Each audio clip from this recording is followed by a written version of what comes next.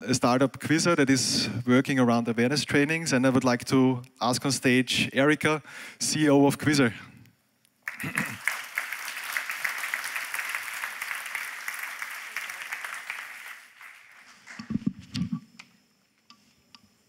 Let's see. Works? Good. Greetings from Sweden. Let's see. Hold on. We're going far too fast here. No, hold on. Ooh. Let's stop here for a while. So greetings from Sweden, home of ABBA, Spotify, you mentioned, The Zipper, actually, and also our learning platform, Quizrr.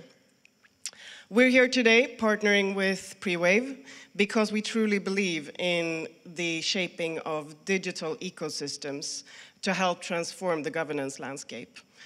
I think it's safe to say that none of us offer a silver bullet.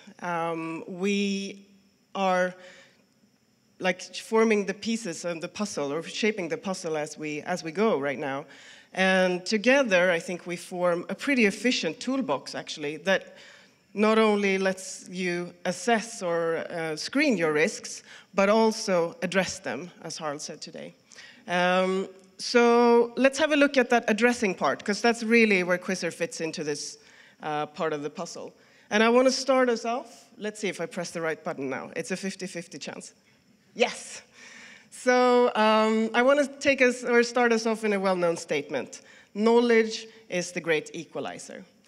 And what I mean by that is basically knowledge is a key component, or a fundamental component, when it comes to any kind of behavioral change in us as human beings. I think you can all relate to that, right?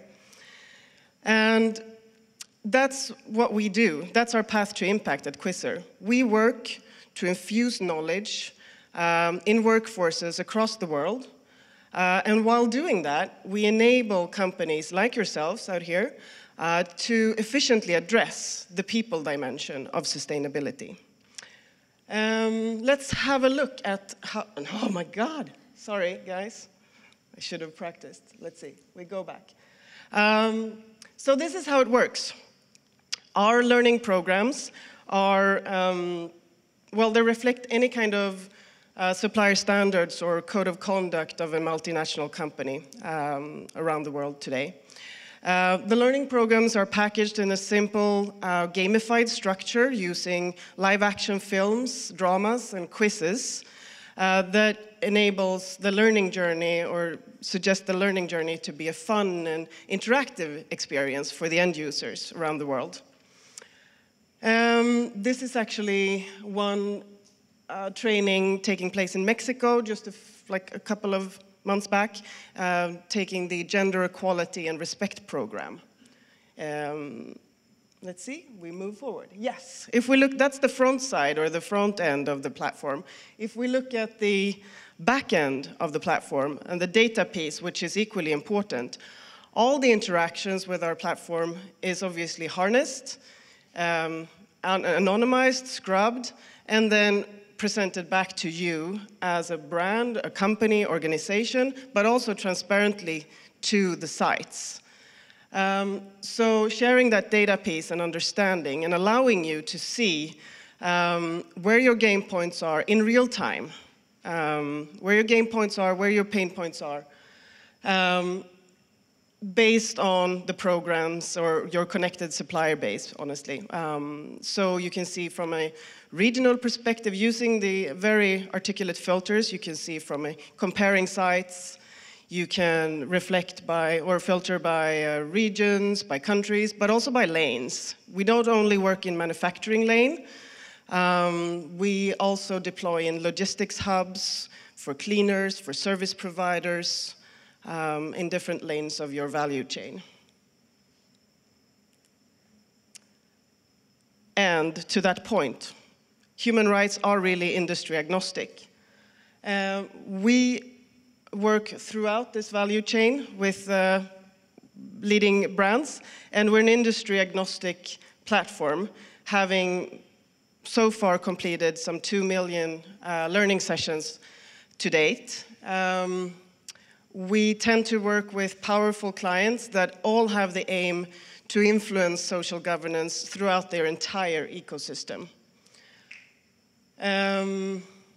And as I said, and I think we share a lot of those common similarities that Harald just mentioned as well when it comes to pre-competitive collaborations, bringing efforts together, brands together, to work not only within the same industry, but also across industries to fight the same topics, be it forced labor, child labor, etc.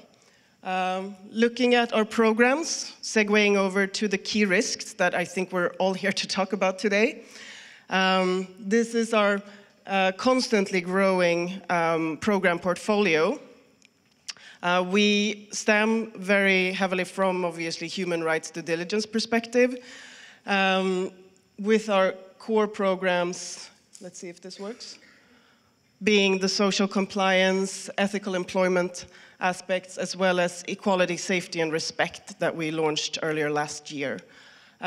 We do also have programs addressing more upskilling and life skills areas, depending on where in the world we are deploying and the needs of those regions.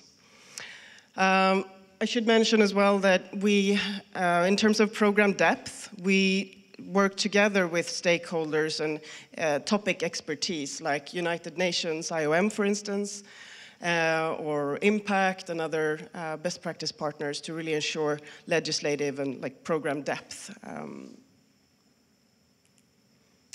And speaking of presence, we are present currently in over, let's say, 25 countries, in vast regions, or in 4 different continents. We deploy in Mexico, in US, India, Bangladesh, China, etc. We are where you are, basically. And I had a point there that I was trying to make. Yeah, so in terms of pace, it's just to give you some bearing, we're doing approximately 1,000 trainings per day, ranging across the world in the different lanes I mentioned. So not only in manufacturing, which I'm sure you are all here discussing today in terms of supply risk management, but those salient risks of human rights are actually present throughout your entire value chain. And that's an important piece to be able to address that efficiently. Oops, sorry. Let's stay here for a while. So finishing off, we really do love Prewave. And we have initiated our partnership together. I'm happy to see that coming together. We have a launch pad and a ramp up that Harald has put together. And it's already oversubscribed. But if you are interested in learning more and maybe taking part, please come see either us at our stand out there or talk to your Prewave interface. Okay? Thank you so much for listening.